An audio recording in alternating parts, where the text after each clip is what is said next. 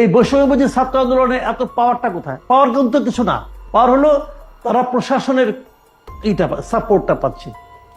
প্রশাসনের সাপোর্ট পারলে সবাই, যে বলে না গ্রামে একটা প্রবাদ আছে দেখবেন, যে গলির কুকুর কিন্তু নিজের গলিতে বাঘ, আবার অন্য গলিতে গেলে সে কিন্তু তখন বিলাই হয়ে যায়। তো এখন এখানেও একই জিনিসটা, যে এখন যখন গভর্নমেন্টের সাপোর্ট পায় তখন সবাই বাঘ হয়ে যায়। ছাত্রলীগও বাঘ ছিল, হারিয়ে গেছে, এরাও বাঘ হয়ে আছে। ওই জন্য ওয়েট করেন, দেখেন ইলেকশনের টানা পড়েন যখন শুরু হবে, দেখেন কি হয়। জি, মানে নির্বাচন পর্যন্ত দেখতে হবে। আপনি যে শুরুতে একটা কথা বলছেন, যেই লাউ সেই কুদু, ছাত্ররাও কি সেই দিকে চলে যাচ্ছে কি না, মানে সেই অবস্থান তো মনে হচ্ছে। একটা জায়গায় একটু প্রশ্ন করতে চাই, অভ্যুত্থানে যারা আসলে যে ক্রেডিট নিয়ে আমি কথা বলতে শুরু করলাম, যে কৃতিত্ব নিয়ে কারাকারি চলছে একটা, কিছুদিন আগে সাবেক মার্কিন কর্মকর্তা, স্টেট ডিপার্টমেন্টের কর্মকর্তা মাইক বেঞ্চ, তিনি বলছেন যে দেশে দেশে যে রেজিম পরিবর্তন হয় সেখানে যুক্তরাষ্ট্র কাজ করে, এবং বাংলাদেশেও সেই কাজ করেছে, বাংলাদেশের অভ্যন্তরীণ রাজনীতিতে হস্তক্ষেপ করেছে, মিডিয়া, সামাজিক যোগাযোগ মাধ্যম এবং বিরোধী দলের মুভমেন্টে ফান্ডিং করার মাধ্যমে তারা এই কাজগুলো করে, এটি মাইক বেঞ্চ বলছেন। এবং মানে পতিত সরকারের প্রধানমন্ত্রী শেখ হাসিনা তিনিও বলেছেন, বারবার বলেছেন যে তার পতনের জন্য যুক্তরাষ্ট্রকে তিনি দায়ী করেছেন। এমনকি ট্রাম্পের যে সংবাদ সম্মেলন হলো, মোদি ট্রাম্পের সংবাদ সম্মেলন, সেখানে ট্রাম্পের কাছে সরাসরি এই প্রশ্নটাই গেল, যে বলছে ইট ইজ এভিডেন্ট, নিশ্চিতভাবে সাংবাদিক প্রশ্ন করে মানে জিজ্ঞাসা করছেন যে এরকমটা যুক্তরাষ্ট্র করে, বাংলাদেশের রেজিম চেঞ্জের ব্যাপারে তার মতামত কি সেটা জানতে চাইলেন, বাংলাদেশের ব্যাপারে অবজারভেশন জানতে চাইলেন। আসলে কোনো যোগসূত্র কি আছে, মানে অভ্যুত্থানের এতদিন পরে কোনো যোগসূত্র কি দেখেন? দেখেন একটা কথা বলি আপনাকে, যোগসূত্র অনেক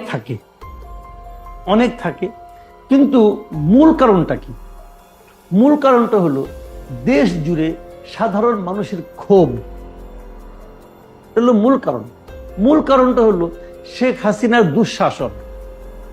আপনি যদি আমাকে বলেন এই আন্দোলনের মাস্টার মাইন্ড কে ছিল, মানে এককভাবে যদি আপনি সবচেয়ে বেশি ক্রেডিট দিতে চান, যে আমি একজন ব্যক্তিকে সবচেয়ে বেশি ক্রেডিট দিব এই পট পরিবর্তনের জন্য, তাহলে আমি সেই ক্রেডিটটা দিব শেখ হাসিনাকে। উনি সেই ব্যক্তি যার একক কিছু সিদ্ধান্তের কারণে এই পট পরিবর্তন সম্ভব হয়েছে, আর কেউ নাই। আর সবারই সমান দায়িত্ব ছিল, সবাই সমানভাবে রাখছে। এখন হয় কি, ওই দিন আমাকে বলতেছিল যে এই যে আন্দোলনের কর্মসূচিগুলি দেওয়া হয়েছে, সবগুলি কর্মসূচি দেখবেন আপনার ইংরেজি নাম, ঢাকা ব্লকেড, কমপ্লিট শাটডাউন, এবং এখনো দেখবেন তাদের মধ্যে ইংরেজি নামের প্রতি একটা প্রীতি কাজ করে কিন্তু। এবং তারা বলছিল যে ইংরেজি নামগুলি একটা বড় প্রভাব বিস্তার করছে। আবার আমি যদি উল্টো করে বলি, যদি এই আন্দোলনটা ব্যর্থ হতো, তখন একজন বলতো কি এই ইংরেজি নামকরণের কারণেই ব্যর্থ হয়েছে, মানুষ বুঝে নাই কি নাম দিছে, ব্লকেড আপনি কি ব্লকেড বুঝে নাকি, এই জন্য যে ব্যর্থ হইল। এখন এটা হলো কি, যে সাফল্যের কোনো যুক্তি লাগে না, যখন সফল হয়ে যায় তখন দেখবেন ছোটখাটো ঘটনা ওইটাও যুক্তি, ওইটাও একটা বিরাট যুক্তি কিন্তু, বুঝছেন না? এই আপনি ধর, আমি একটা ছোট একটা এক্সাম্পল দিয়ে বলি আপনাকে।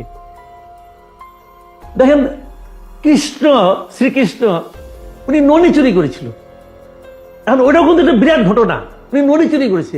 আমি আপনি ননি চুরি করলে ভাই নাম হবে, আমাদের হবে, মায়ের খাবেন, চট থাপ্পড় খাবেন বাপ মায়ের কাছে, চুরি করলে কে দাও। কিন্তু যেহেতু কৃষ্ণ করেছে, অতএব ওইটা খুব একটা বিরাট ঘটনা, কিন্তু উনি ননি চুরি করেছে। তো এখন এখানেও ঘটনাগুলো এভাবে ঘটে, যে ঘটনা ঘটে গেছে। এখন এই ঘটনার ক্রেডিট, এই ঘটনার সাফল্যের কারণ কত রকম যে হবে, এটা কোনো শেষ নাই। সামান্য ছোটখাটো পদক্ষেপে দেখবেন এটা বিরাট ঘটনা। তো এই জন্য বললাম যে সাফল্যের কোনো ব্যাখ্যা লাগে না। কিন্তু এটাকে তো সাফল্য হিসেবে যুক্তরাষ্ট্র, তো যেমন ট্রাম্প খুব স্বাভাবিকভাবে অস্বীকার করেছেন যে না, ডিপ স্টেটের কোনো ভূমিকা নেই বা যুক্তরাষ্ট্রের কোনো ভূমিকা নেই। ট্রাম্প তো ততটুকুই অস্বীকার করেন, ট্রাম্পের যে ফর্মুলা, ট্রাম্প তো ততটুকু অস্বীকার করবেন। আপনি ডিপ স্টেট, এটাকে কোনো গভর্নমেন্ট স্বীকার করবে? একদমই না। ডিপ স্টেট সে স্বীকার করবে কেন করবে?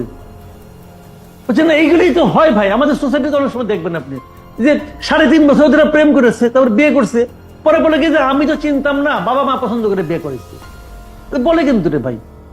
তো ডিপ স্টেট আর কি, ডিপ স্টেটের মাধ্যমে সম্পর্ক ছিল, পরে আমি কিছু জানি না, আমার বাবা মা করাইছে। তো এইটা এরকম। তো ডিপ স্টেটের ঘটনা কিছু শুনেন, শেখ হাসিনা তো একটা প্রাইম মিনিস্টার ছিলেন, তাই না? ওনার তো অনেক ধরেন আপনার গোয়েন্দা বাহিনী ছিল, ওনার অনেক কিছু ছিল। উনি জাতীয় সংসদে দাঁড়িয়ে বলেছেন যে আমেরিকা আমাকে ফেলে দিতে চায়। বলেছেন তো ভাই, একটা দেশের প্রাইম মিনিস্টার বলেছেন, বিবিসি কে ইন্টারভিউ দিতে দিয়ে সরাসরি বলেছেন আমেরিকা আমাকে ফেলে দিতে চায়। বলেছেন তো। তো উনি কি কিছুই বুঝেন নাই? হাওয়ার উপর বলেছেন। এটা হয় না, কিছু না কিছু বুঝেছেন। নানাভাবেই অনেক ঘটনা ঘটেছে, চাপ এসেছে, বলেছেন। কাজে ডিপ স্টেট, এটা তো আর এই শব্দগুলি তো আজগুবি না, এমন তো না এই শব্দগুলি পৃথিবীতে কেউ কখনো শুনে নাই, হঠাৎ করে হয়ে গেল তা তো না রে ভাই। এর তো প্রয়োগ আছে। পাকিস্তানে ইমরান খানের পতন কেন ঘটলো? আপনি বললেন আমেরিকার ভূমিকা আছে, বলতে পারেন, আপনি বলেন ডোনাল্ড লুর ভূমিকা আছে, বলেন, আপনি অসুবিধা নেই, কোনো প্রমাণ করতে পারবেন? মানতে করতে পারবেন না তো। বাট সবাই জানে কি হতে পারে। তো এরকম এখানেও ঘটেছে, কেউ কি স্বীকার করবে? আমেরিকা স্বীকার করছে পাকিস্তানের ঘটনাটা? স্বীকার তো করে নাই, এটা কেউ স্বীকার করে না। কাজেই কিছুর আগে অনেক কিছুই ছিল, বাট মূল ঘটনা হলো যে জনগণের ক্ষোভ ছিল। আপনি যদি জনগণের ক্ষোভটা প্রশমিত করতে পারতেন তাহলে এগুলি কোনোটাই কার্যকর হতো না। জনগণের ক্ষোভ ছিল, অন্য অন্যগুলি সাইড হিসাবে কাজ করছে। আচ্ছা, তার মানে এই বিষয়গুলো আসলে সাইড, ডিপ স্টেটের ভূমিকা, এগুলো সাইড হিসেবে কাজ করতে পারে বলে আপনি বলছেন? হ্যাঁ, এগুলো গুরুত্বপূর্ণ ছিল, একদম উড়িয়ে দেওয়ার মতো না, সবই ছিল। কিন্তু যদি জনসমর্থন থাকতো তাহলে হয়তো এগুলি এভাবে কাজ করতো না। মানে মাইক বেঞ্চের যে কথা, সাক্ষাৎকার, তাতে বোঝা যাচ্ছে যে জনসমর্থনকে ওদিকে দেওয়ার জন্য মিডিয়ায়, সামাজিক যোগাযোগ মাধ্যমে, বিভিন্ন গানের মাধ্যমে, সংস্কৃতির মাধ্যমে, মানে জনগণকে একদিকে মুভ করানোর জন্য মানে এই ডিপ স্টেট বা এরা, যুক্তরাষ্ট্র কাজ করে। সেটা করতে পারে, সেটা যে করতে পারে না এবং তারা যে ইনভেস্ট করে না তা না, পৃথিবীর সব জায়গায় করে এগুলো। নানাভাবে মানে জনমত গড়ে তোলার ক্ষেত্রে তারা একটা ভূমিকা রাখে, কিন্তু সেই ভূমিকাগুলো অর্থহীন হয় তখন যখন নাকি তার সঙ্গে বাস্তবতার কোনো মিল না থাকে। শেখ হাসিনার শাসনামলের শেষ দিকে আপনি বলেন ভাই, কোন বাস্তবতাটা আপনার জন্য আরামদায়ক ছিল? বলেন আপনি, ওনার কোন কাজটা আপনার জন্য আরামদায়ক ছিল? একজন প্রাইম মিনিস্টার বলতেছেন বিদ্যুৎ নিয়ে আলোচনা হচ্ছে, উনি বলতেছেন তাহলে বিদ্যুৎ বন্ধ করে দেয়, তখন বুঝবা কেমন লাগে। এখন প্রাইম মিনিস্টার বিদ্যুৎ বন্ধ করে দিবেন কোন এখতিয়ারে? এটা কি ওনার বাবার বিদ্যুৎ নাকি? ওনার টাকায় আসছে, আমার টাকায় আপনি করছেন, তার মধ্যে আবার চুরি করছেন। এখন আপনি ভাব দেখাচ্ছেন বিদ্যুৎ বন্ধ করে দিবেন। এই যে বিষয়গুলো, একদম সাধারণ মানুষ সেও কিন্তু অপমানিত বোধ করছে যখন উনি বলেছেন যে আমার বাবা দেশটাকে স্বাধীন করেছে। তখন যে শহীদ মুক্তিযোদ্ধার ফ্যামিলি, তারা অপমানিত বোধ করছে। আমার ছেলে মারা গেল আর আপনার বাবা দেশ স্বাধীন করে দিল। এই দেশটা তো একজনের স্বাধীন করে নাই, এই দেশটা সম্মিলিতভাবে স্বাধীন করেছে। অনেক লোকের রক্ত গেছে, অনেক লোকের ইজ্জত গেছে, অনেক লোকের বাড়ি গেছে, ঘর গেছে। আপনার কি গেছে? স্বাধীনতা যুদ্ধের শেখ হাসিনার পরিবারে কি ক্ষতি হয়েছে বলেন? তাদের বাড়িতে তো 2টা প্রাপ্তবয়স্ক নারী ছিল, সে ছিল, তার বোন ছিল। কেউ রেপ হয়েছে? হয় নাই তোরে ভাই। কেউ মারা গেছে? যায় নাই তোরে ভাই। This was reality. আপনি যতভাবেই দেখেন, কিন্তু কাজেই আপনি যখন মানুষকে সম্মান করবেন, মানুষ আপনাকে সম্মান করবে। আপনি যখন মানুষকে অপমান করবেন, মানুষ আপনাকে ঘৃণা করবে। এটাই রিয়েলিটি, এটা সারা দুনিয়ার রিয়েলিটি। মানে এই রিয়েলিটিরই একটা পরিণাম হচ্ছে এই অভ্যুত্থান বা এর পতনের পেছনে এর সাথে ডিপ স্টেট এবং সবকিছুরই একটা ভূমিকা, যোগাযোগ থাকতে পারে, সবকিছু মিলিয়ে থাকতে পারে। কিন্তু মূল ঘটনা হলো এটা, এই দেশের মানুষ ক্ষুব্ধ ছিল। জি, মানে ক্ষোভটা একদম বাস্তব, তারপরে আরো সাথে যা যা আছে সেগুলো যোগ হয়েছে। এই যে আমি যেই সংবাদ সম্মেলনে আসলে ট্রাম্পকে এই প্রশ্নটা করা হলো, সেখানে ওই বিষয়টা নিয়ে অনেক আলোচনা হয়েছে। তারপরে একটু আপনার কাছ থেকে শুনতে চাই যে বাংলাদেশ প্রশ্নে তিনি বললেন যে মোদির উপর ছাড়ছেন, এবং তিনি যে বললেন যে মোদি দীর্ঘদিন ধরে এটি নিয়ে কাজ করছেন, বাংলাদেশ নিয়ে কাজ করছেন। মোদি কি কাজ করছেন বাংলাদেশ নিয়ে দীর্ঘদিন ধরে? এটা খুব ইন্টারেস্টিং। কিন্তু এই পয়েন্টটা নিয়ে কেউ কিন্তু খুব একটা আলোচনা করে না, এবং প্রশ্ন আমি প্রথম শুনলাম আপনার কাছ থেকে। এটা খুব ইন্টারেস্টিং, কেন লোকে এটাকে মানে ইগনোর করলো আমি বুঝতে পারলাম না। ওই প্রশ্নের উত্তরে ট্রাম্প আসলে মোদিকে কিন্তু একভাবে ষড়যন্ত্রকারী হিসেবে কিন্তু চিহ্নিত করে দিয়েছেন। শত বছর ধরে কাজ করছে নাকি ইন্ডিয়া, ইন্ডিয়া নাকি 100 ইয়ার্স বলেছে, কিন্তু ইন্ডিয়ার ডিপ স্টেট এত বছর কাজ করছে কেন? এখন দুটো পয়েন্ট। এক নম্বর হলো, হয় ট্রাম্প এগুলি বুঝেই না, এবং এটা হওয়ার সম্ভাবনা বেশি। আমি মনে করি আপনার প্রেসিডেন্ট, আপনি এই দেশে আছেন এখন, আপনাদের প্রেসিডেন্ট নিয়ে বলতেছি, কিছু মনে করেন না।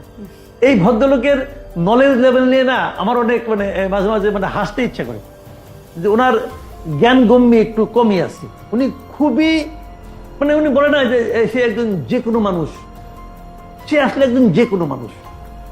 প্রেসিডেন্ট হওয়ার জন্য যে জ্ঞানগম্যি থাকা লাগে, ওনার কর্মকাণ্ডে, ওনার আচরণে, ওনার আপনার কি বলবো বডি ল্যাঙ্গুয়েজে, এই আমি কিছুই দেখি না, কিছুই দেখি না। উনি যে কথাগুলি বলেছেন, এই কথাগুলি কোনো অর্থই হয় না আসলে।